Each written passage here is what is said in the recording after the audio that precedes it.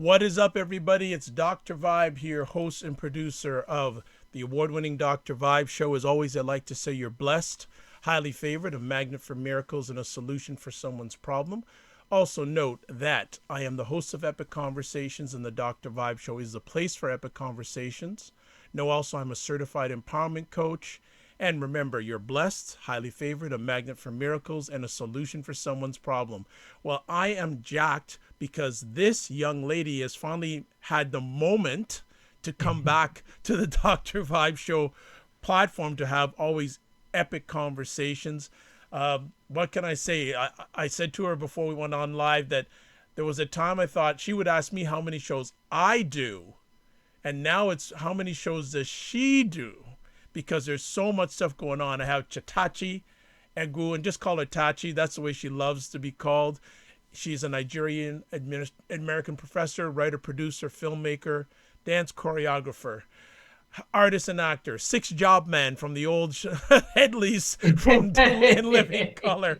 She earned a BA in communication from the University of Buffalo in 1996 and moved to Howard University in Washington, D.C., where she completed a Masters and Ph.D. in mass communication. I mean, I could go through all this stuff, but I want to make sure we get all we can in the time we have with Tachi. So Yeah, Tachi, welcome again. Thank you so much for taking time in your positive, productive schedule. How you doing? I'm good, Dr. Vibe. How are you? Never mind me. How are you? I'm doing fine, blessed and highly favored, a magnet for miracles, solution for someone's problem. And before we go any further, can you tell everybody what shows you're involved with before we go any further? So tell us all the shows that you're doing these days. Okay, so of course, where it all started was with MediaScope. I do that every Wednesday on Periscope, Busker, and Facebook Live. Busker is first at 5 p.m. Eastern Time, then 6 p.m. Eastern Time is Periscope and Facebook Live simultaneously. Fridays, I do the social media. And that's all about media tech and pop culture, the latest in that. Fridays, I do the latest in social media on the social media scene with my friend Alice Fuller. We do that on Facebook Live at 12 noon Eastern Time. Sundays, I do the Classic Movie Salon with three other fantastic people in New York, LA, and London. And we talk all about classic films. We pick a film and then we watch it and discuss. And it's like a book club for film. If you don't have time to read, you can watch a classic film. And then I also have a podcast with my good friend Kevin Williams, who's also out in LA. It's called TV Channeling, and that is basically it's a review show. So we review television shows, we talk about entertainment, film, and television news, and we just have a bloody good time, basically. Absolutely. So you see why we have to squeeze her in, because it's not because I'm that positive productive, it's because she's positive productive. She's got a lot going on. And we were going back and forth. We booked this conversation a while back, and yesterday we were going back and forth on Twitter saying, what are we going to talk about? What are we going to talk about? So before I go any further, big shout out to Candy from Japan. Thanks for stopping by. Much appreciated, not taken for granted. Candy. So myself and Tachi, we are very big, I don't like to use the word fans, maybe admirers, supporters of a gentleman we're going to hail out right on the front end here, Mario Armstrong. So she said, and make sure, I'm going to say it now, I'm going to say it at the end, make sure you check out his hot social live stream show that's on every Wednesday at 7 p.m. Eastern Time. Please support it all you can. He has had over 100, almost 100,000 views of the first show and over Amazing. 4,000 comments on Facebook Live. You can watch it on the Never Settle Show Facebook page, and you can also watch on the Entrepreneur Facebook page also. Yeah. Waving back, Andy, waving back. So we said, let's talk about live stream and the state of live stream. And I was thinking this afternoon, myself and Tachi, we met through live stream. And the funny thing is, I was just talking about this today with someone when they asked. I was saying I was going to be on the Dr. Vibe show, and they said, "Well, how did you meet?" I was like, "Oh, we met through Blab," and I Yeah, went into the whole thing. yeah, and it's funny to see in a short period of time the evolution, the weaves, the bounces, the all around. And it's funny because today on my Twitter timeline, I actually saw a tweet by the VP of the company that started Blab. I said, wow, I hadn't heard from him in a long time. So Wow. it was very interesting. So let's take a trip back in time to the Okay. Blab days, to the Meerkat days. Yeah. Yeah. You know, like what now? I couldn't figure this out correctly. Was Meerkat before Blab? I believe it was, Yes. right? Yes. So Meerkat go was ahead. the first of the live streaming app, commercial live streaming apps. I'm not counting YouTube, Google Hangout, not counting live stream or any of those. Those were not mass media. If that they are, but they were not adopted by the mass, by the populace. So I really start this type of live streaming with Meerkat. And great idea, but couldn't make money. Um, I tend to blame Okay, them go ahead. for this. And here's the thing. Everybody wants to get into the app game. Whenever there's a great idea, there are 10 million other people behind you waiting to replicate that idea. And in some cases, like Facebook, they won't even change the idea very much. They just do it. So there's always somebody waiting to replicate if you don't take the time to innovate, and somebody with more money who could probably give it longevity. Part of the problem with some of these apps is that not only did they not, the big thing is they did not have a plan. They could tell me all day they had a plan, but if they really had a 5-year plan, they would be on phase 2 of whatever it is that they did right now and not shutting down shop after barely a year. It doesn't make any sense. And that to me says not only lack of planning, but a lack of a sound financial plan for fundraising, for monetization. That's what that signals to me. Now, I know it's very difficult to run these things. The problem is everybody gets into the game with it's a cool tool, and then it's like, oh, well, maybe we can be acquired. And what happens is you get this slew of apps that are for, whether they're for sound or audio, whether they're for live streaming, and the hope is to get acquired. Now, that's not everybody's hope, but you see this over and over. And so if your only claim to fame is the fact that, oh, we're trying to sell, you don't pay attention to what you have, and you definitely don't pay attention to the creators and what the creators are telling you. So it becomes a lose-lose. So I blame Meerkat, I blame Blab, I blame all of them. They ran out of money. Okay, well, let's you know, we spoke a little bit about Meerkat. Now, the thing that Blab did great, and maybe because of the time it landed, was the sense of community. Because still to this day, out of all these live stream platforms, I think, personal opinion, Dr. Vibe's opinion, that Blab created the sense of community better than any of them. And the thing is, and people may say Periscope, maybe Periscope. I don't think Facebook Live has that same community feel as Blab did. No. Your thoughts? No. Yeah, so I think you're absolutely right. I think Blab did an exceptional job of it. I'm not even going to give it to Blab. Blab created the platform. We've created the community. Good point. That was us. Also, for me though, I'm always with a group of people. We call ourselves the Meerkat Class of 2015 because there are a bunch of us that really took to Meerkat. It was, the first platform, got on maybe the day it launched or very soon after. And, if you weren't streaming, you may have been watching and making comments. There was one woman in particular, Lydia, who we all love. She streamed every day. Remember Lydia? Yes.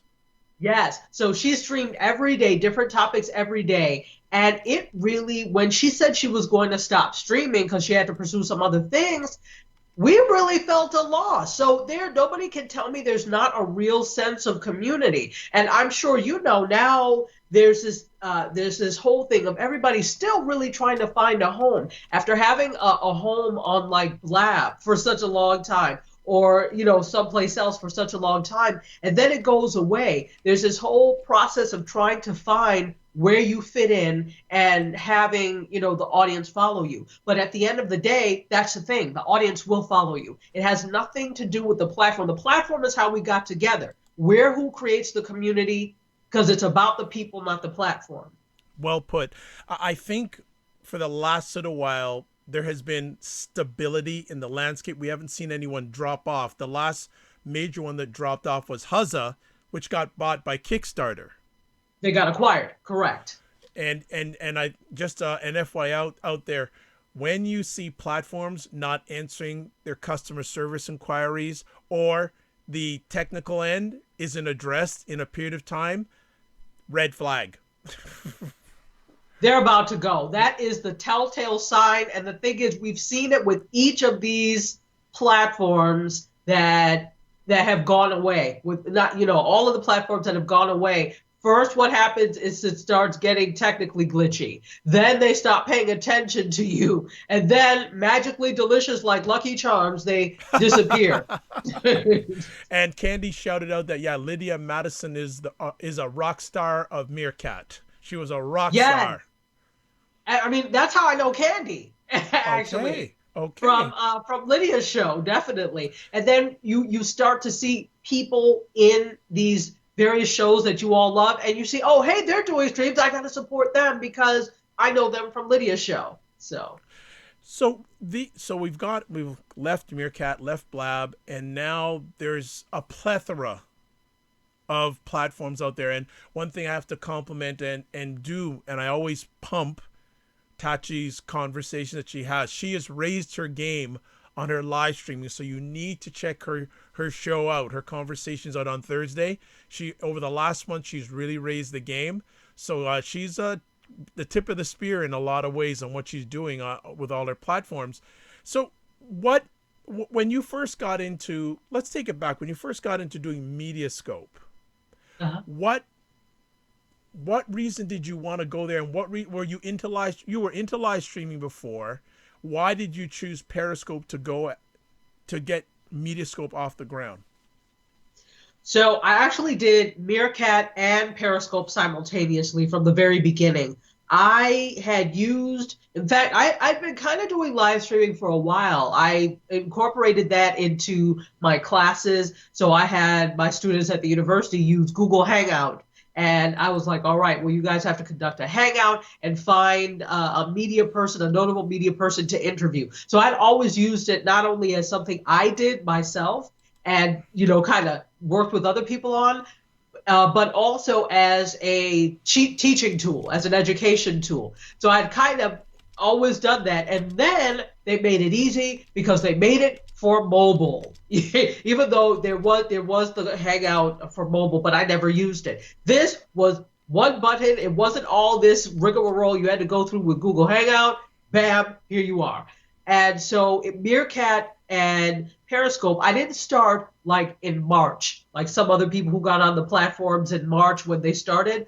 I didn't start broadcasting till July because my thing was I wanted to watch and see who was in the space, what they were broadcasting about, and where I fit in. So I wanted to fill that gap of information that was not being talked about. That's where my niche was, I decided. And so I watched, and there was some wonderful stuff that was rubbish, but there was also wonderful things as well. And I said, well, I don't know what I want to do. But then it hit me. I'm like, wait a minute, you teach media, you teach all the, why not talk about that? So I decided just one day, I'm like, whatever, today's going to be my first day doing it. I set up both of my devices, did Periscope on one side, Meerkat on the other, and that's how it started. So this was in July of 2015.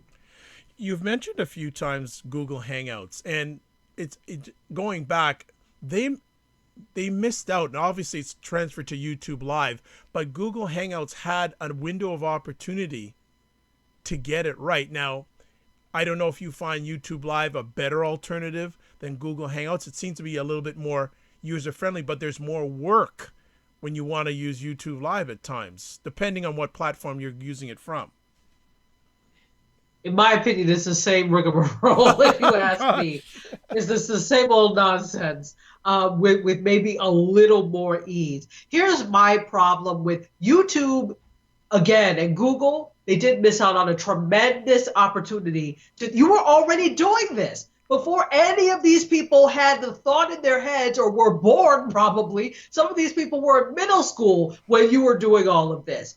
You had a tremendous opportunity to be the first to go live. All you had to do was condense what you were doing for mobile and make it easy. You had the opportunity, but they missed it. Now, again, I kind of understand because they're jack of all trades. Their main thing was not the live. Their main thing was the video, not the not live video, the unlive video, and cultivating creators from that sense and building. So I get it. That's not necessarily your thing, but you had been doing live. It just would have taken a few extra steps to do that. So here's the other problem with that.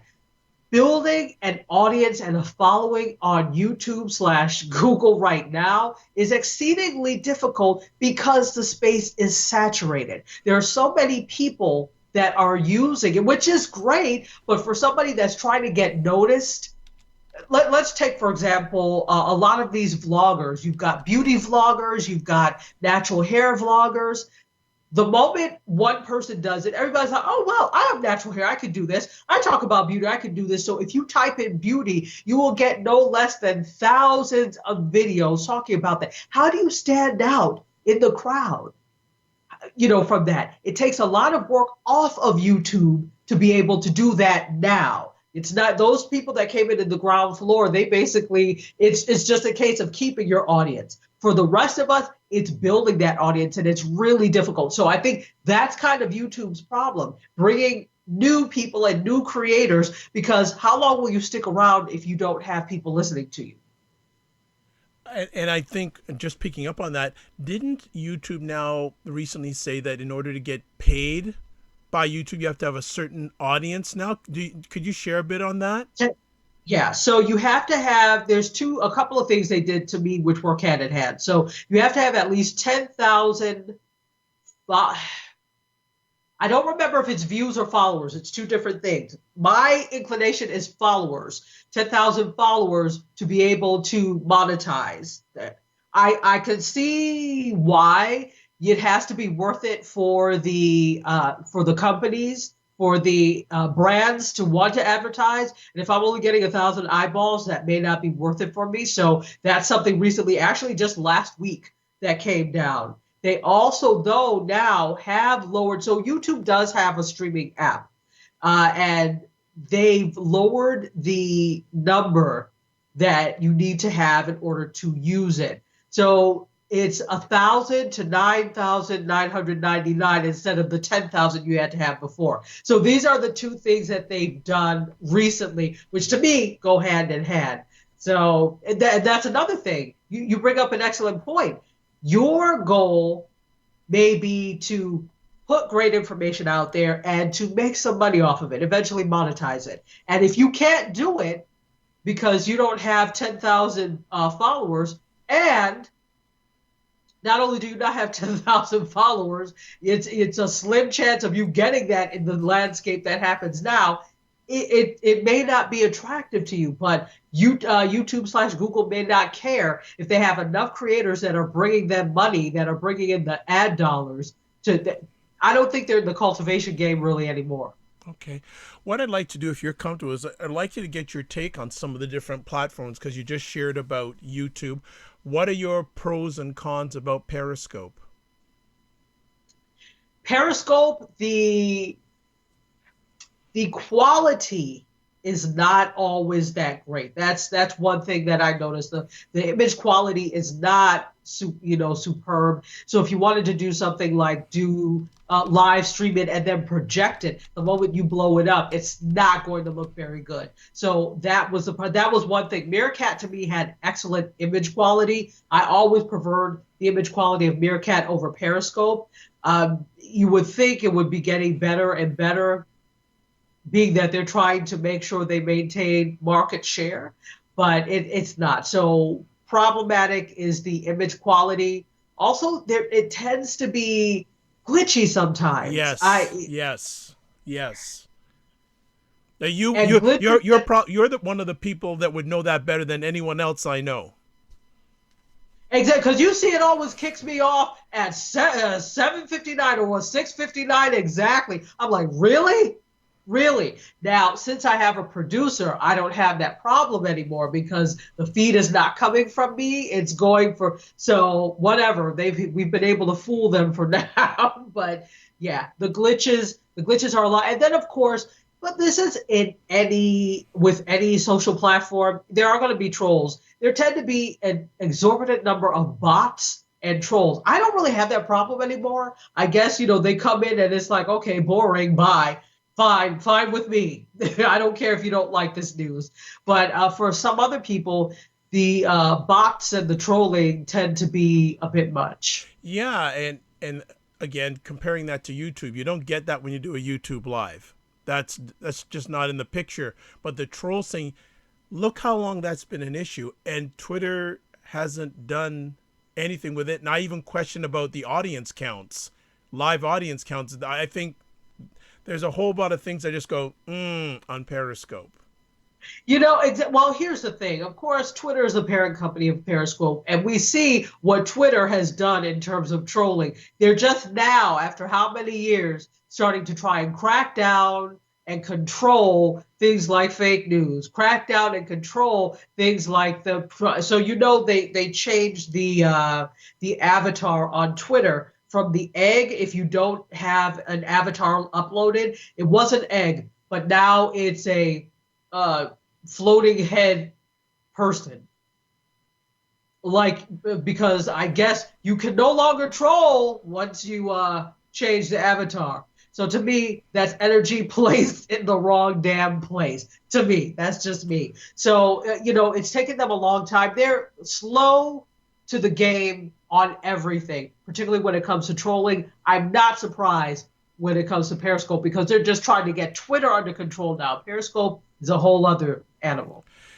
Just want to shout out to Tish Rosales. Thank you so much for stopping by and watching. And keeping her promise. She said she was going to drop in, so she did. So I received that. What do you feel is the long-term vision for Periscope? Do you think that basically what will happen is we'll just do videos from Twitter? Because I don't understand why they're two different platforms. So this is what I don't know for sure. Nobody knows for sure. But when I saw that Kayvon, who is, one of the founders of Periscope, is now been absorbed into Twitter. So he actually is with Twitter now as opposed to being just with Periscope. That to me said something about either Periscope being fully absorbed by Twitter or morphing into something else per Twitter. They're going to do something. They've got to do something. And now they have more time on their hands since they lost the Thursday night NFL contract. Now they have more time to do things. So I suspect that there is something coming down the pipeline in terms of either absorbing Periscope or morphing it from what it is to something else. So I didn't know. So who did they lose the contract to? Amazon. Oh. Amazon paid $50 million for the right to stream NFL Thursday Night Football. Okay. Just out of curiosity, is Amazon in the live stream game? Well, you know what? Not yet. Not yet. Okay. Never say never. Never say never.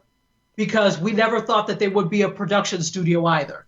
We always thought Amazon was going to be about books, getting your college books for cheap. Right. And then they gave this shipping thing. Who knew Amazon Prime was also going to get not into only streaming of movies, but now we are creating original series that have beat some of the majors at these award shows? So never say never with Amazon. I think it would be a good avenue for them to get into live streaming because they're doing it with the football. Yeah, exactly. Right. So I suspect that Jeff Bezos and Amazon are trying to get their feet wet in this whole streaming game and trying to see what they can do, where it will lead, and how. If anybody is able to monetize this with certainty, it will be Amazon. Yes, true. And actually, I can follow up on that because there's a gentleman who I've had on the platform a few times who actually is working for Amazon out in Seattle. And yes, he has 30 years of experience in IT, and he's been working for the last 2 years with Amazon. So I will ask him about that. I just had him for the first time about 4 or 5 years on the show, and I will certainly follow up with him on that. Candy says that Amazon is preparing, so maybe Candy, you know something that we don't know. Yeah, yes, Candy, do tell if you do. Tell it to Tachi first. Yeah. Tell it to Tachi first. Don't tell me. You can tell Dr. Vibe too. It's all family here. You better believe it. You better believe it. Now, let's take a look at Facebook Live. What are your thoughts? So here's the thing, and you brought this interesting point up in terms of community and where you felt there was community. Facebook Live is several different communities, whereas where you look at Periscope and back in the day Meerkat and Blab, and then some of these other, Facebook has several different communities because it is based off of the network that you already have. So if you're live streaming from, for example, your personal page, these are people that you've built relationships with. They're either friends and family, people that you know through industry or work, those types of things. So you're building this community that's your own. And there are now nearly 2 billion people on Facebook. I think they're at 1.9 now. So there are nearly 2 billion people. That's 2 billion different communities. Some of them cross over, but that's 2 billion people is basically 2 billion different communities. So it's very different from other forms of live streaming, if you ask me. That said, they have the propensity to do something big, not only because they have the money. If they do things right, if they can stop doing stupid things and they do things right, they have the propensity to really overtake Periscope and overtake some of these other live streaming platforms if they can do it. Here's what's going to be the problem. The authentication process. You have to sign in to see and use these things, right? You have to sign in basically with a Periscope or whatever as well. But you don't necessarily have to be signed in to watch. You do for Facebook. Yeah. And that's a problem. Yep. That's a problem. So until they're able to do something about that, you are cutting down on who can watch. It's really only that community of 1.9 million people that are really going to be able to do anything about that. So that's one thing. The other thing is, I think they are now developing an app for the Apple TV. Okay. So they're developing an app, working on an app for Apple TV. I suspect it will also be for like Roku, Chrome, etc., where you're going to be able to watch other people's videos. That is another way to expand. But until you but make the authentication process easier for people who don't have Facebook, that's always going to be problematic. And I just want to correct you. You were saying 1.9 million. I think it's more like 1.9 billion. No, I said billion with a B. Oh, sorry, Mike. No, I thought I heard you wrong. No problem. The thing about Facebook Live that's interesting is there's a lot of pluses with it, but the delay time for people to get notified when you're doing Facebook Live can be a challenge. Oh yes, you see we're gathering an audience for you. We're doing this and this. People, because, search and discovery is terrible on Facebook right now. Yes. So you cannot look for what you want to look for. Okay, you can try, and there is the live map that you can go to and figure out some things. But if I'm not mistaken, I don't think live map picks up everybody who's live at any given time. So the search and discovery, let's just say it's terrible. So it's terrible if you're not getting notifications from a person you're following. You may miss their live streams. I can't tell you how many times I'm like, damn, why did I miss? Yes. Because I don't have notifications turned on for them. So you have to do that for every single person That's just not feasible. You need better search and discovery so we can discover on our own without having to subscribe to somebody unless we want to when someone is live. And it's interesting. One of the things I hope, or hopefully Facebook will do down the line, is allow the multicam. Now, right now, and I mean dual camera, they've released it now, but it's only available for iOS devices. It's just iOS. Believe me, I've tried. Yeah. It's just iOS. And now this brings into the conversation piece BeLive TV. Yes. So if you want to just share with our audience about BeLive TV, I use it a lot. Since you're the expert, the subject matter, the SME, share with us about BeLive TV.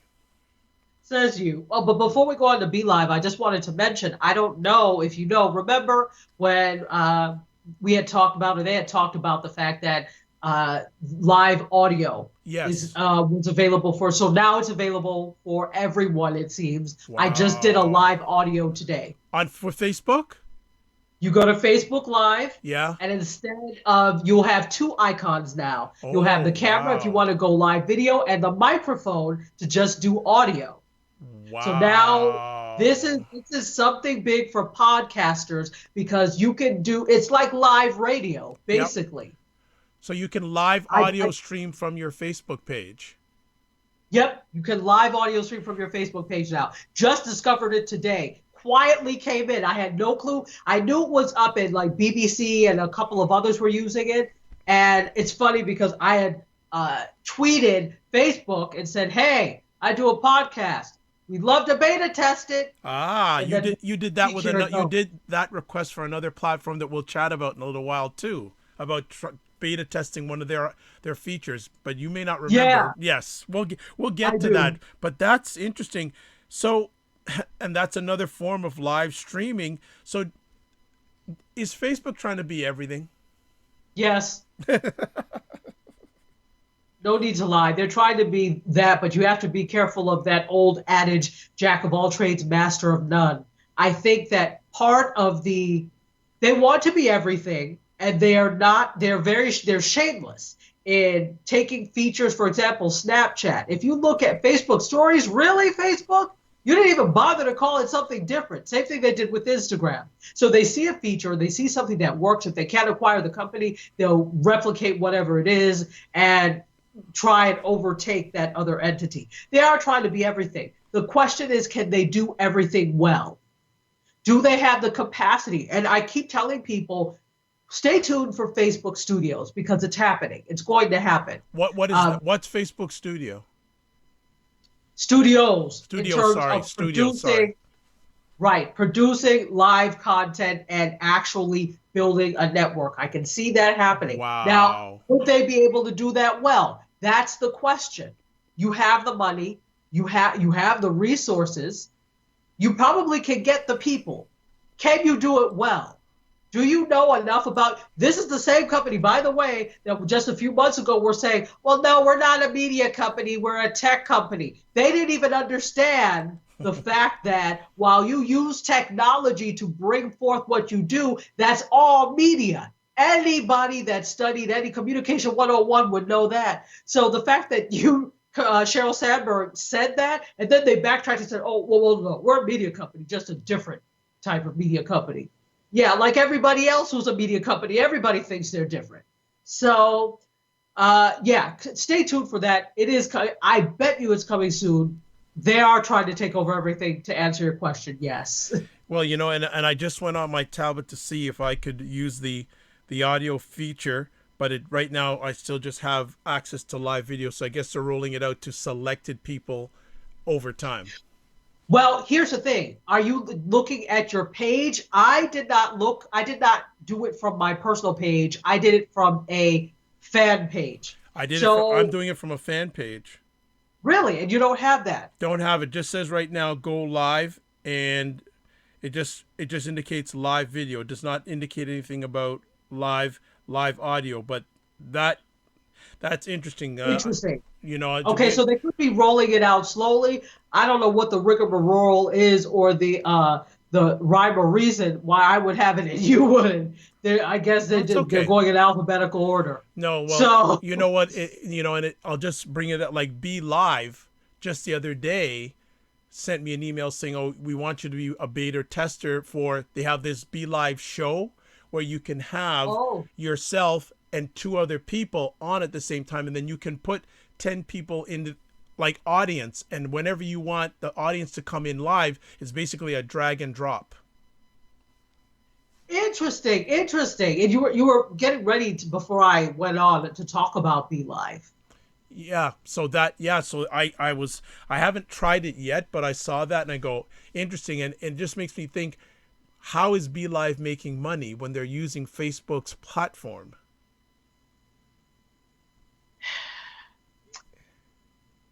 I can't even say what their strategy Yeah. is or what their future strategy is going to be.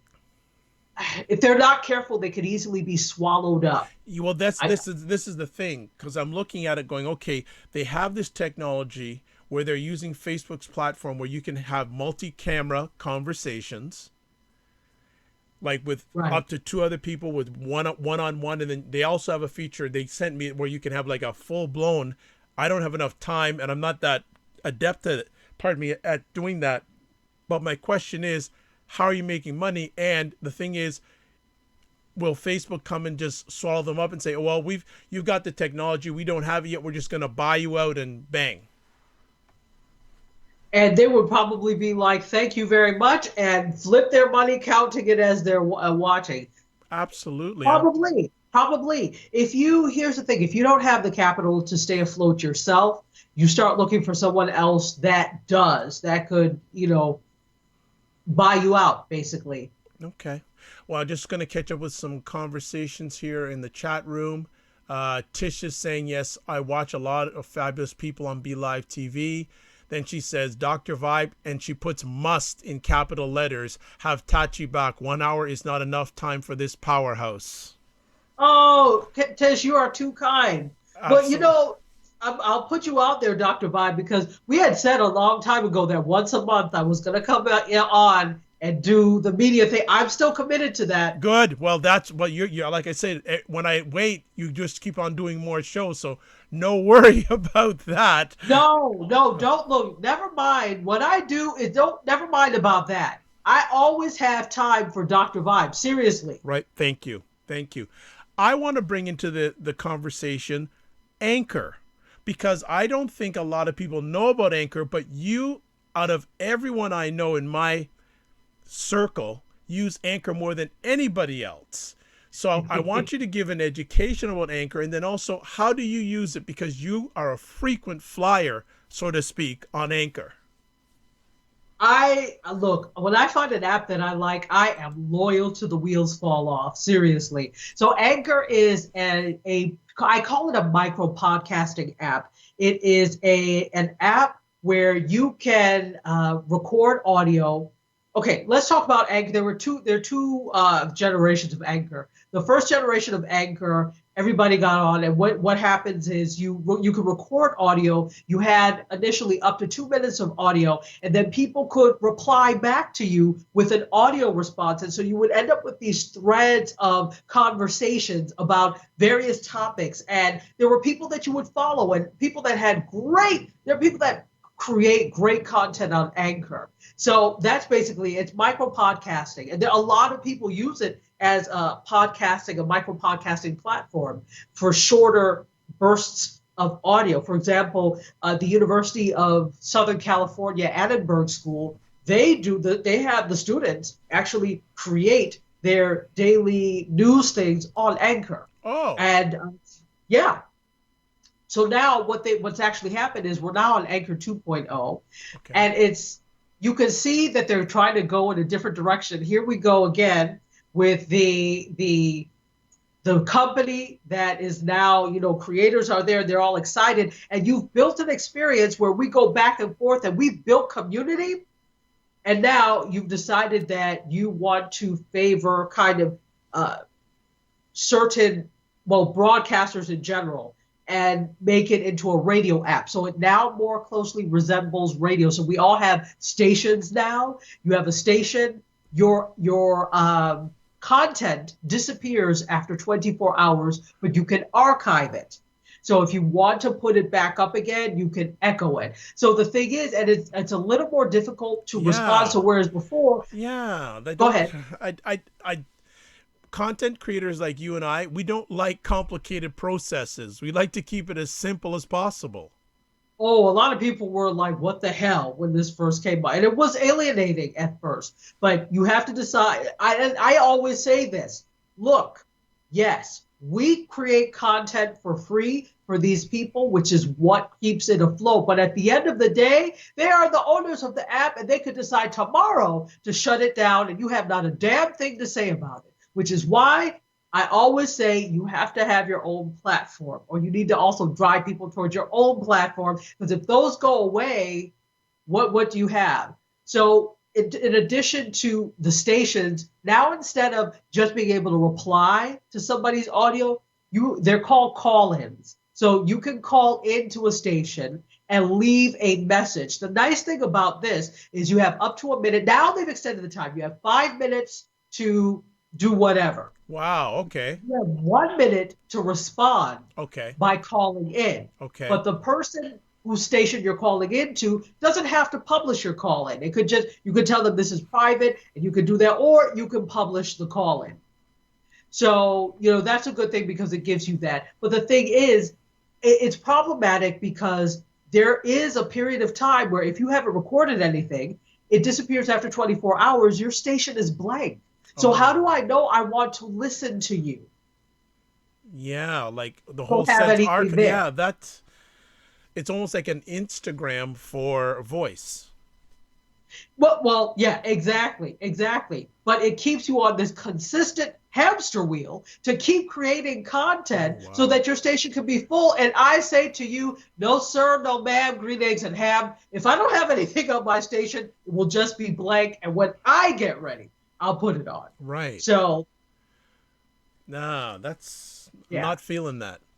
It's different. It's different, but to their credit, they've been able to pull in some great content creators as well. Of course, you still got WNYC that's on there. You've got some other people that they pull because they actually and I knew this was coming because when we saw, somebody pointed out that they were looking for some producers and stuff. I was like, a change is coming. Another way to know if change is coming is to look at the job boards for these companies. When they start advertising for things outside of what you're like, yeah, they're getting ready to pivot or they're getting ready to make a change. And I saw it coming.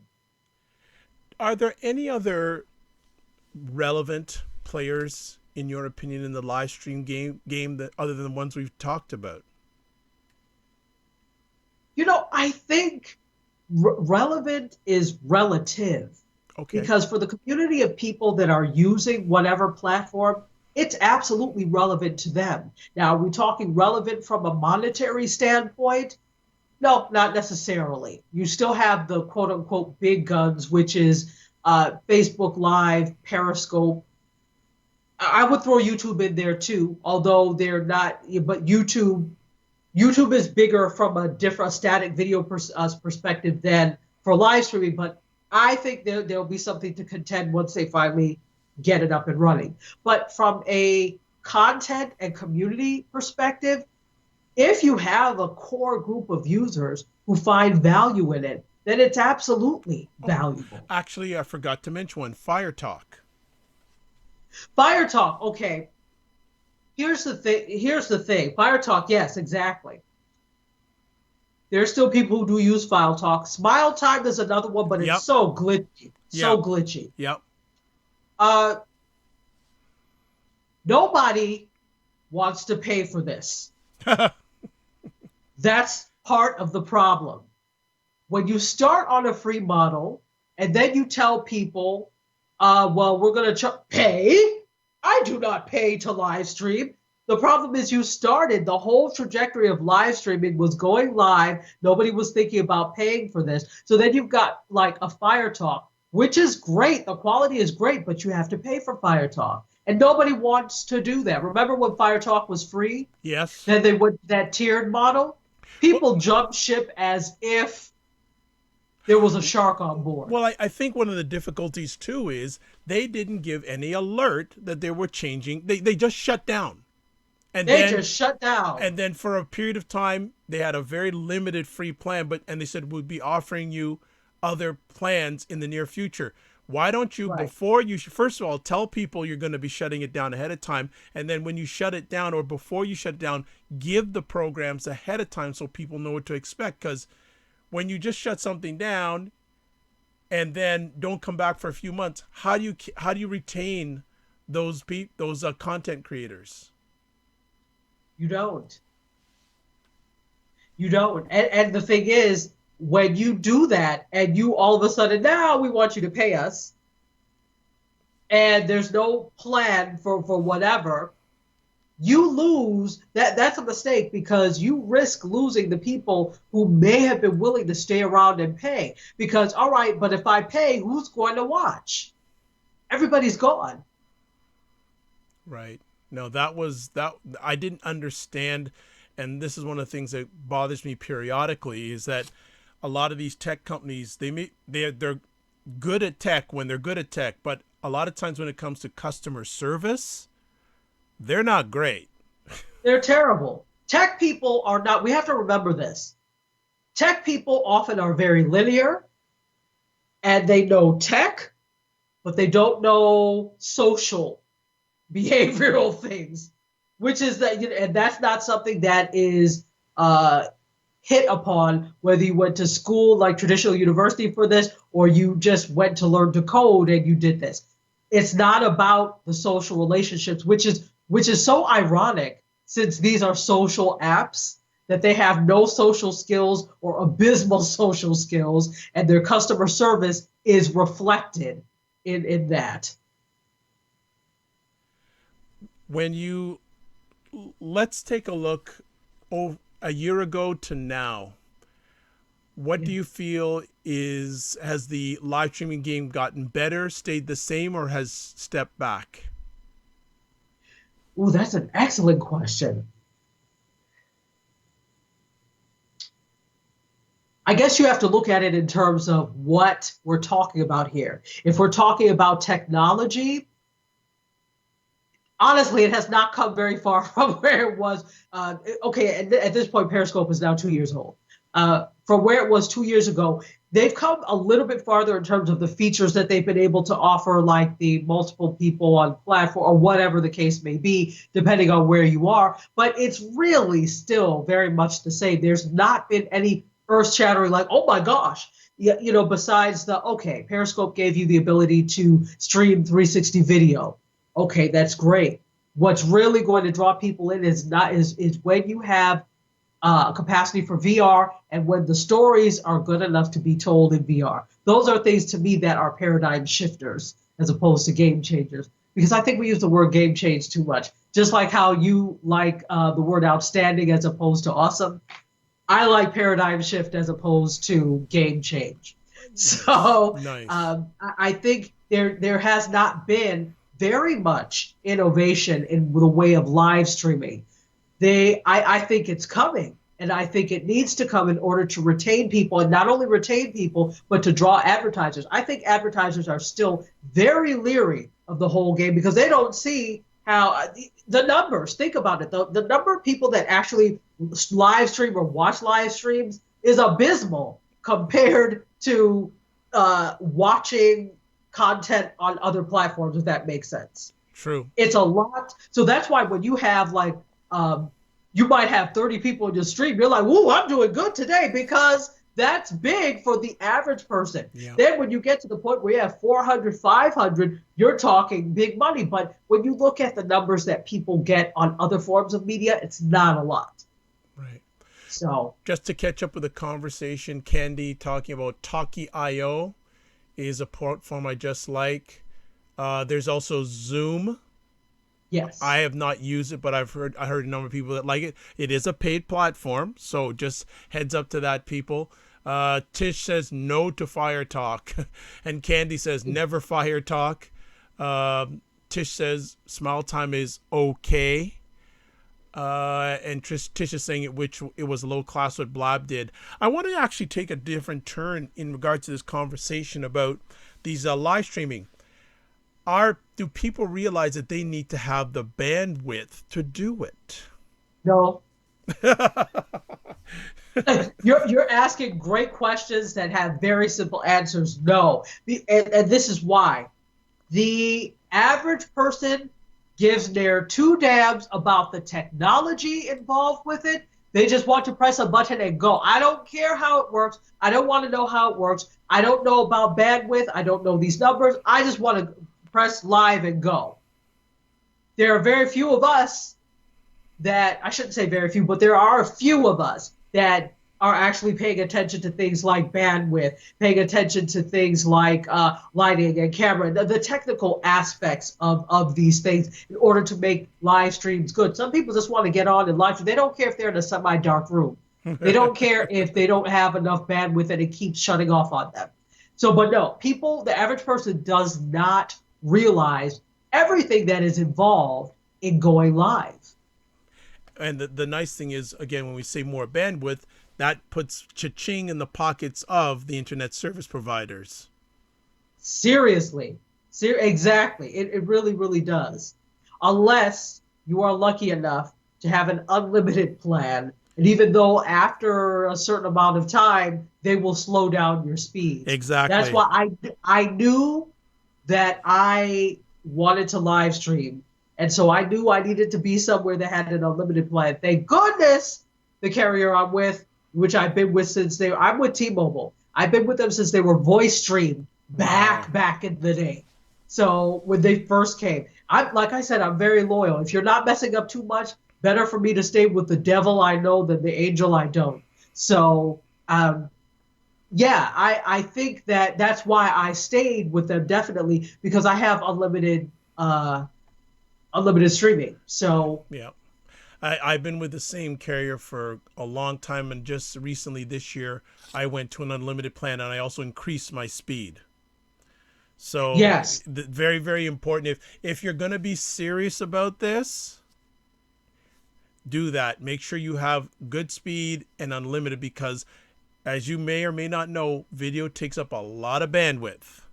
And if you don't have the right speed, not only are you going to suffer, more importantly, your audience is going to suffer. Exactly. Dr. Vibe, you hit it right on the head. At the end of the day, you're not live streaming for you. You're doing this for an audience. You ought to respect your audience enough to do your very best, to put your very best self out there. Otherwise, don't do it. That's just me. No problem. When you take a look at the live streaming universe, do you feel, on average, we're just generalizing, do you see that the content being put out there on average is beginning to get better? And have we reached a point where the serious people are still here and the wannabes, so to speak, are sort of falling aside? You know what? Yes. And we're seeing this happen. We're starting to see this turn, and there's still rubbish. There's always going to be rubbish. Whenever you give somebody a microphone to speak, they will take it even if they have nothing to say or nothing you perceive that's of value for them to say. To them, it's valuable. But I think we're starting to see a turn in content, because people realize that there's only the possibility of monetization if you have good, solid content that people can get on board with and that advertisers feel okay getting on board with, if that's your goal. For some people, that's not your goal. So I think because of that, and I have to put out, and of course I'm shouting out Mario Armstrong, as we talked about before. Absolutely. Mario, and I've said this to on the live stream, that his win is a win for all of us. Yes. Because the fact that he was able to get his dream, and he's been doing this for talking about doing this for 10 years. The fact that he was able to get this, and not only get this on a major Facebook Live site, which is Entrepreneur Magazine, he also was able to secure sponsors. He's also able to secure guests. He's got a house band. He's doing what it takes hundreds of thousands of dollars per episode for them to do on television. That is huge. And he's doing this, I shouldn't say for a fraction of the cost, but it is a fraction compared to what they do on television. So I'm so proud of him. And because of that, that has really shifted the paradigm for everyone.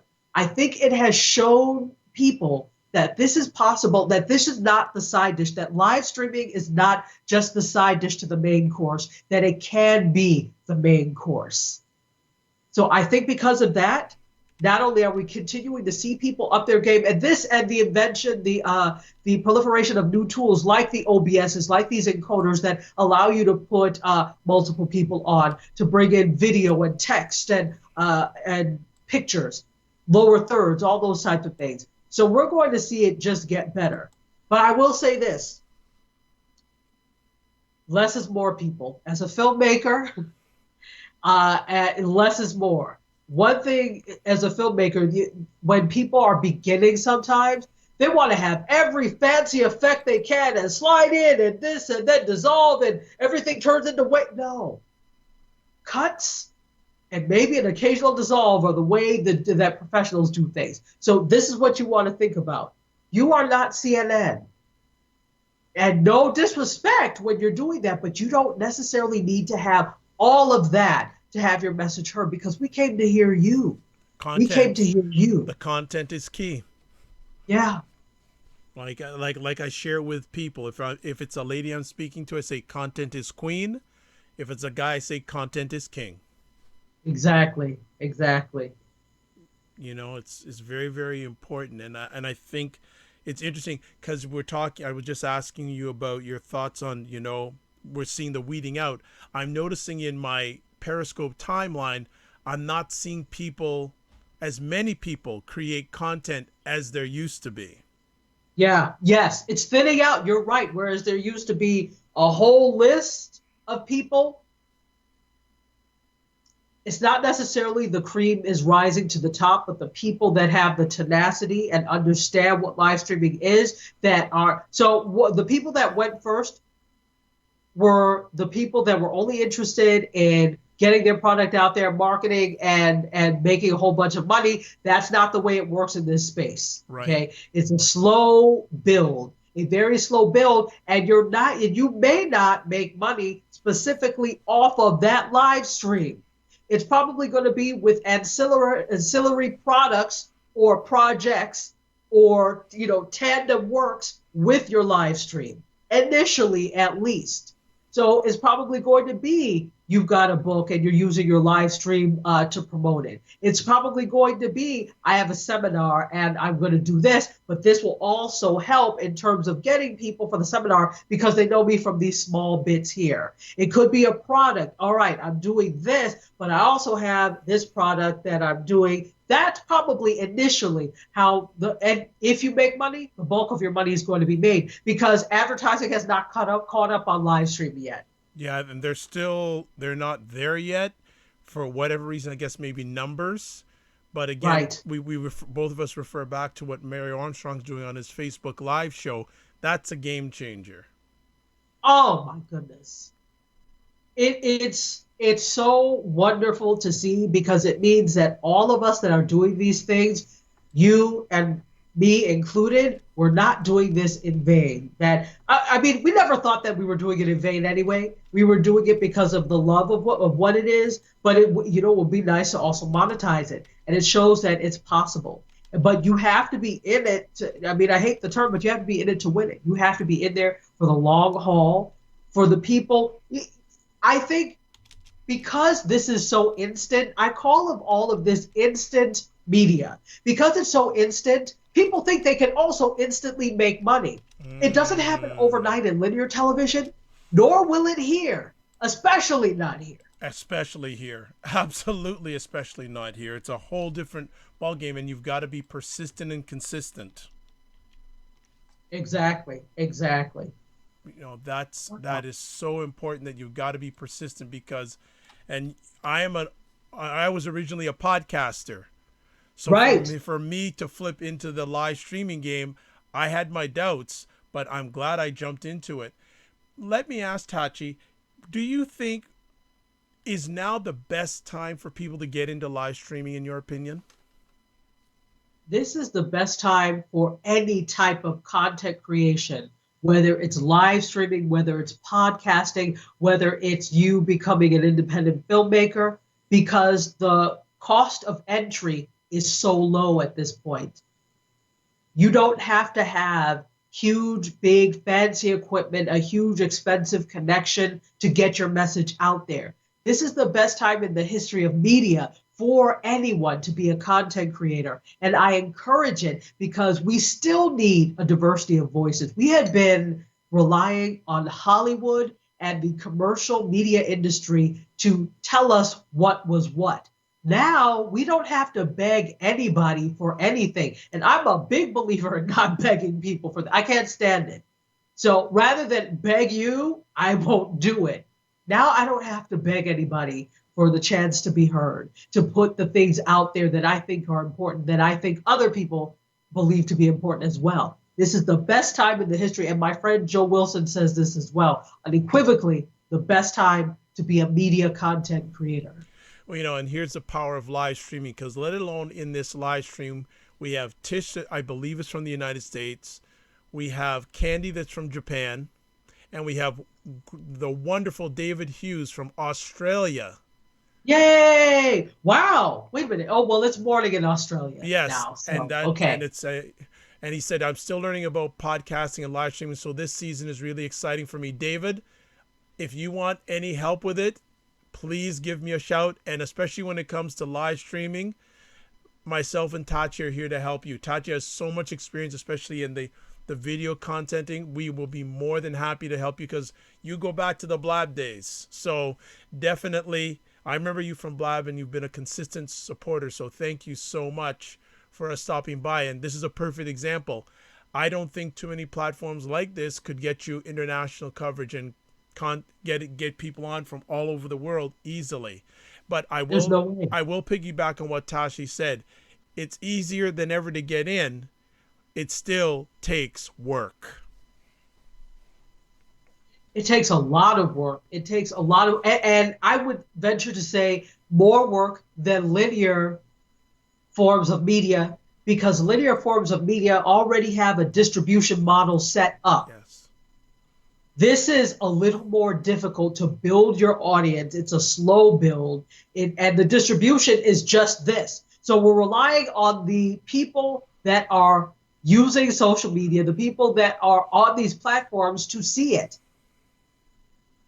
That's who your audience is. So it's exceedingly difficult, but I still think it's the best time to get in. And if you want to get your feet wet, and this is what I always tell my students, I don't give them any excuse not to have. You ought to have a portfolio this thick by the time you graduate from college, ready to give to an employer. This is what I've done. I've been hosting my own show ever since freshman year on this platform or that platform. I've been doing Snapchat snaps, and I've done a series on Snapchat or Instagram on Instagram stories since XYZ. If you're not doing this, I can't help you, and I wash my hands of you. Don't tell anybody I taught you ever, because I'm telling you now what you need to do to get your leg up. Those people that have the information and those people who take the time to do it right are the ones who are going to have the opportunities in the future. And you know what? We didn't get you a chance to speak about Snapchat and Instagram stories. Do you have any comments on either of those platforms? Yes, Instagram stories is a copy of Snapchat. If you want that, point blank. I told you, Facebook takes no prisoners. They're just, oh, we're going to do this, and we're going to call it stories, just like you. Say something. They're like, now, say something, basically. They're taunting them. I think they're both excellent storytelling tools. I'm absolutely in love with Snapchat. I was one who was very suspicious and skeptical about Snapchat at first, because I'm like, what do I need with that? It's a whole bunch of millennials and Gen Z that are showing, private parts to each other. I don't want that. But then it shifted, and then older users started to use it. Millennials that were on the cusp, like, okay, I'm Gen X, but I'm on the cusp of being a millennial because I'm at the higher end of Gen X. So the lower end of the millennials, we meet up. So then we had people that were my contemporaries that were starting to use it. And then older people latched onto it. And they're really telling some amazing stories in 10-second snaps. So I think it's a great way to, if even if you don't want to live stream, I think this is a good way to get your feet wet in practice for live streaming and or tell complete stories on Snapchat or Instagram stories. Candy brings up a very good point. She feels that there are too many live streaming platforms. Do you feel that? I do, but that's what the free and open market is. That's the nature of the system that we've built, that the whole, this marketplace of ideas where anybody can develop anything and the market decides what is worth it and what is not. So at the end of the day, whatever the market does not determine to be worthy will fall by the wayside. Is that fair? No, not necessarily. You worked hard. You want this to thrive and do well. But at the end of the day, it is an open economy. The market will decide what survives and what does not survive. But there are a lot. I agree. So let me ask, and I don't know, it may be putting you a little bit on the spot. If you're a content creator, if someone came to you and said, Tachi, I want to do live streaming, I'm a content creator, what platforms would you suggest for that person? It really depends on what they want to live stream about, right? Who their audience is. See, all of this goes back to old-fashioned principles of presentation making. I also teach public speaking. So when I talk about public speaking with my students, I'm like, all right, the first thing you need to do is once you've gotten all your content together of what you're going to speak about, and you've done that, you need to know who your audience is and where you're going to be speaking, because that determines how you deliver that content and how, the level to which that content is delivered. So if you're talking about a topic that is really relevant to millennials and Gen Z, maybe Facebook Live is not the best place to do it, especially if you're not a millennial or Gen Z, because you're not getting that really young audience. Younger people tend to skew more towards Instagram. They'll use Snapchat. They're not really Twitter or Facebook Live users.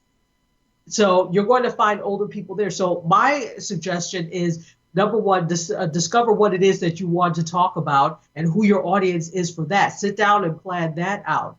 And then look at the platforms and see, all right, well, this has a large Gen X population. This has a lot of boomers on there. This has a lot of everybody. There are some that, maybe everybody is using it, and that's fine. You will find your audience. But I'm saying this with in the back of my mind, don't give up on a platform simply because you don't think it's for you. It may not be for you now. Just like Snapchat was not for me initially, after a while, it became something that I use and really love. You're making me think about trying to get back into the Periscope world again. So do it. Do it. But see, the thing is, it's just so many different platforms. Now you're blessed because you have a producer, and the key, like the nice thing is, you see, and I'm glad you said what you did, because David is a distinguished Toastmaster. So I'm glad you mentioned about public speaking. Nothing just happens. So David, I hope that you heard what Tachi just shared, and you may want to touch base with her, because there's certainly, if you want to get to that right audience with what you're doing, she'd be a great resource to reach out to. But getting back, the Periscope thing, I did it for a while, and the trolls didn't, the audience, and then I said, I have a message, and again, you need the help to do this. I want to get it out on multiple platforms at once. I don't want to, and I tip my hat off to you on this, how you record basically the same content on different platforms. It's a lot of work. Oh, yeah, it is a lot of work. It's a lot of work, but I've been able to, thank goodness I've always been simulcasting, so I'm able to deliver it, at once. Right. on Periscope and Facebook Live, so that's helpful. And I just do what I've done is so I do Busker before, but I only do half an hour on Busker. Right. But and before I was doing like a full hour of everything, and I'm like, well, if I continue to do that, I will burn myself out. So I give them half an hour and then an hour there, and I'm good. Well, Tish is saying to me, yes, go back to trying good old Periscope. So we'll see. All right. And David says I did, and I will get in touch with Tachi. There you go. Good Oh, stuff. good. And Candy says I use Periscope for sharing cultural stuff, tech, or even fashion. So there you go. There you go. No, Periscope, it just does doing the stuff like Facebook Live is just so much more user friendly for me, and I just get better views and better reach with Facebook Live. But I guess I should not leave Periscope out of the ring.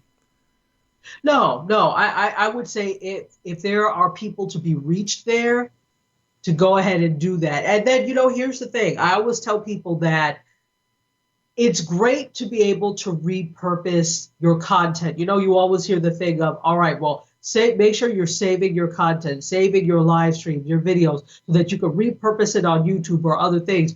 Something that you have to remember is not everything that you do is appropriate for every platform. So I think it's worth it to sit down and decide, does this work where I'm going to put it? So it may be, Dr. Vibe, that you just have to think about, if I want to use Periscope, what is it that I can do to engage over there? What do I need to do differently from what I'm doing on my other platforms to pull Periscope in? Because sometimes it doesn't work to do the same thing everywhere. So that's just something to think about. Good point. Thank you, Coach Tachi. You're the coach. I just have little nuggets of information. Oh, you have evaluated experience, which is good. You know what, though? I think we should start fading it out because you've probably had a long day, and I know that you've got things to do. By the way, slamming earrings on you. Thank you. Thank you so much. These were actually a gift. So whoever picked them out, excellent taste. yeah, everybody was like trying to covet these earrings. It was actually my sorority. It was our sisterhood month in March. Yes. And so if you hold these upside down, it's actually a delta. Oh, So that's yes, why yes. yeah.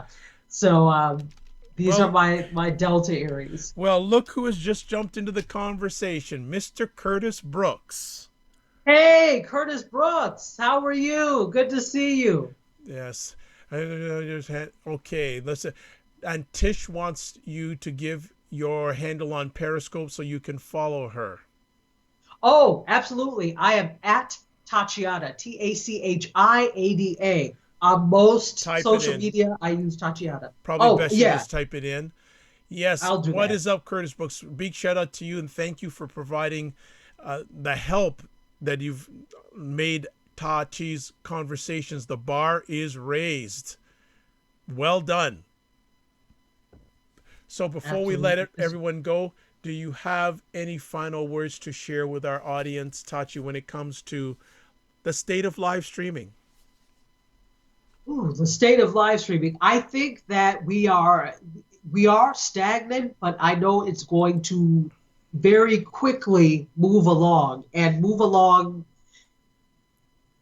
in a direction that we may not want it to go if we don't actually take it by the reins. So what's happening now is you've got a lot of traditional broadcasters that are on these live streaming platforms, and they're turning it just into CNN2, if that makes any sense. You can't do the same thing on linear television that you would do here. This is all about being interactive. And so I think that it to me is looking like they're trying to go in the direction of traditional because that's what people are used to and that's what people know. But those of us that are actually in the space and actually live streamers, we need to say, no, this is how it's done and be the example for these people. Even though they think they know broadcasting, they don't know live stream. So we need to be the example.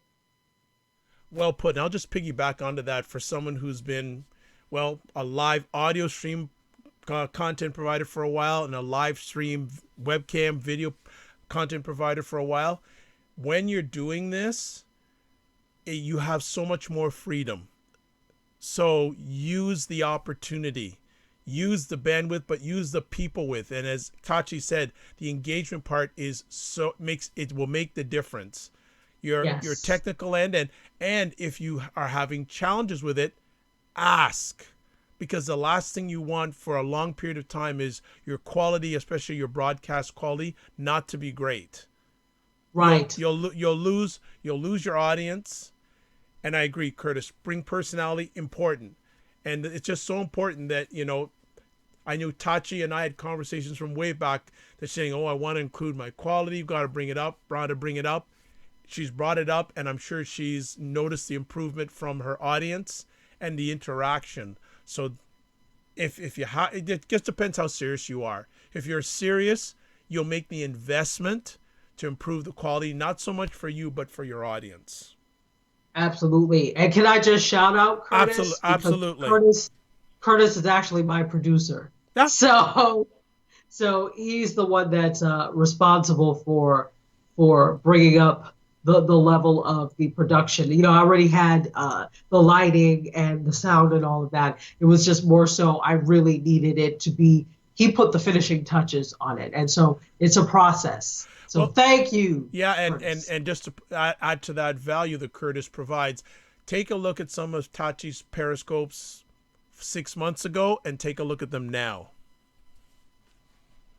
Absolutely, absolutely. Or There's a, even you could go back to that first one in exactly. July 29th, 19, not 19, 2015.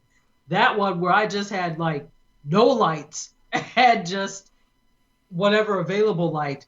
And it was grainy, but it was great. The content, it was great for me. The content was great. But now it's about upping the game because I have a following and I really feel like I want to do my best for them. Exactly, and that's the thing. Yes, we're at a certain level, but it took time. So don't be afraid. We were where a number of people were who are just starting out. We were there. The advantage that with people who are starting now, the starting point is such a higher bar. You can get in easier. When we Right. started live streaming, there wasn't a Facebook Live. There was the Google Hangouts was not a place to hang out. It was a place you got hung, more like than being Exactly. for being hanged out. So the bar is low to get in, and just as I say to people, just work on getting a little bit better each broadcast. That's what I say. Absolutely. So Tachi, before we let you go, can you provide your contact information? Sorry. Yeah, so I put in the chat before my computer shut down at Tatiana, because I forgot to plug it up. At Tatiana on Twitter, on Periscope, on Busker, also Anchor. I'm either Tachi or Tatiana. So you'll either find Tachi or Tatiana as my across the board. Facebook, I use my whole name, Chetachi A. Egwu, but I have a page, which is MediaScope. So I actually broadcast from the MediaScope page on Facebook Live. All right, that is fantastic. And for those who don't know our information, just look it up. Like I say to people, we're Googleicious. We're Googleicious. So that's the key. Myself, really, the best place, really, I make it easy. Just go to my website. Really, just go to my website and all the contact information is there. You can watch a lot of all my conversations. You can hear a lot of them. They're also on different platforms such as the Good Men Project, iTunes, iHeartRadio, Tuned In Radio, Stitcher, iTunes, all over the place. But just go to the website. I like to make it easy for everybody. So, thanks everyone who was watching, either live on the replay. Big shout out to Candy from Japan, to Tish, to David from Australia, to Curtis Brooks. Thank you so much for taking the time to watch this. If you're watching it live, if you're watching on the replay, much appreciated. As always, I like to say you're blessed and highly favored. You're a magnet for miracles and you're a solution for someone's problem. Coming up tomorrow afternoon on the Dr. Vibe Show, I've got Jim Kennedy from Texas, who's going to talk about finding your purpose. Now, Jim had 25 years of experience in the corporate world, also in Army military, and he's a leadership guy, and he learned his best lessons of leadership from being a parent. And Wow. then tomorrow night, back on YouTube Live, I have Tiffany Rochelle from Lab Days, who's going to be talking. This is going to be two interesting topics coming up. Tomorrow night at 9 p.m. on YouTube Live. Are some black women mimicking black gay men?